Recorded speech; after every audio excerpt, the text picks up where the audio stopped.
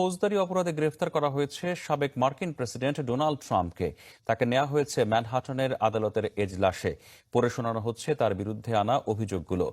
আদালতের ভেতর থেকে গণমাধ্যমের লাইভ করার আবেদন গ্রহণ করা হয়নি, তবে কয়েকজন ফটোগ্রাফারকে ছবি তোলার অনুমতি দেওয়া হয়েছে। ধারণা করা হচ্ছে ট্রাম্পের বিরুদ্ধে 30টি অভিযোগ আনা হয়েছে, যদিও ট্রাম্পের আইনজীবীরা আগেই জানিয়েছেন তিনি সম্পূর্ণ নির্দোষ।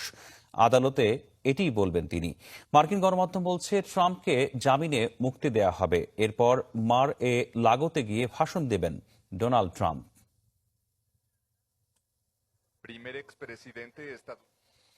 আমরা এই বিষয়ে বিস্তারিত জানবো। এই বিষয়ে বিস্তারিত জানাতে যুক্তরাষ্ট্র থেকে এই পর্যায়ে আমাদের সাথে যোগ দিচ্ছেন শিহাবুদ্দিন কিসলু।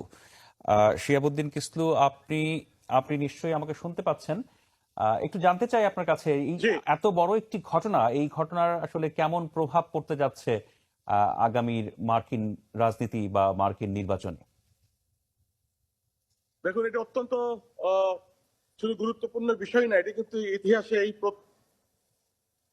কোনো প্রেসিডেন্টকে, ফরমার প্রেসিডেন্টকে এইভাবে ইনডাইটমেন্ট দেওয়া হলো। যে বিষয়টি হচ্ছে যে এর প্রভাব কিন্তু ইতিমধ্যেই পড়া শুরু করেছে। আপনারা এরই মধ্যে কিন্তু দুটি বেসরকারি পোলে, অর্থাৎ জনমত জরিপ, দেখা গেছে যে ডোনাল্ড ট্রাম্প কিন্তু তার যে প্রতিদ্বন্দ্বী ছিল রিপাবলিকান পার্টির নিকটতম ডিসেন্টাস, তার থেকে কিন্তু অনেক বেশি, যেখানে 57 ব্যবধানে এগিয়ে আছে।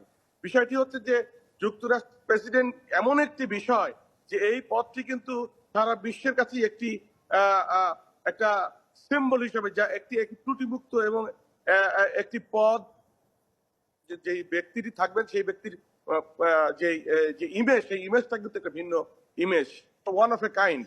সেই ইমেজটা কিন্তু ভেঙে গেছে এবং যুক্তরাষ্ট্রের পলিটিক্সে এর ব্যাপক পড়ছে। এবং এরই মধ্যে আপনি জানেন যে ডোনাল্ড ট্রাম্পের কিন্তু প্রচুর সমর্থন রয়েছে, 74 মিলিয়ন। আপনারা জানেন যে সেই ভোটের সময় তারা যে ভোট দিয়েছেন। এবং এছাড়া যে সাধারণ মানুষের মধ্যে কিন্তু একটি বিষয় দেখা যাচ্ছে যে তারা ডোনাল্ড ট্রাম্পকে ব্যক্তিগতভাবে পছন্দ করুক তাই করুক, যুক্তরাষ্ট্রের প্রেসিডেন্সি নিয়ে এই ধরনের একটি বিষয় যাকে ক্রিমিনাল কোর্টে তোলা হয়েছে, এই বিষয়টা কিন্তু খুব সহজভাবে সবাই দেখছে না। যেমন গতকাল ডোনাল্ড ট্রাম্পের সাবেক অ্যাটর্নি জেনারেল বিল কিন্তু বলেছেন যে এই যে বিষয়টি, এটা কিন্তু ফাইন্যান্স ক্যাম্পেইন যে আইন, সেই আইন এটা আসে না।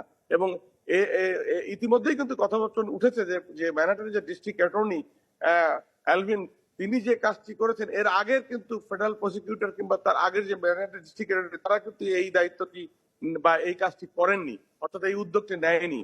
এবং ডোনাল্ড ট্রাম্প এই মামলার এর ঘটনার পরে কিন্তু রিপাবলিকান পার্টির ব্যাপক জনপ্রিয়তা বেড়েছে, যারা তার পার্টির মধ্যেও যে মূল্যমানত ছিল সেটি কিন্তু আরো মোর ইউনিফাইড হয়েছে।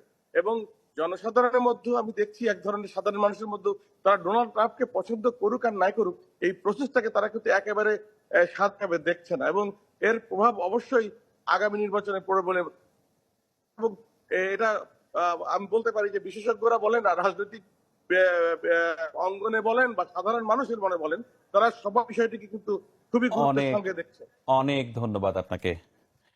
যুক্তরাষ্ট্র থেকে যোগ দিয়েছিলেন শিহাবুদ্দিন কিসলু। তিনি জানাচ্ছিলেন ডোনাল্ড ট্রাম্পের গ্রেফতারের ঘটনা প্রবাহ এবং এর পরবর্তীতে এর মাধ্যমে কি সব ঘটনা ঘটতে পারে মার্কিন রাজনীতিতে।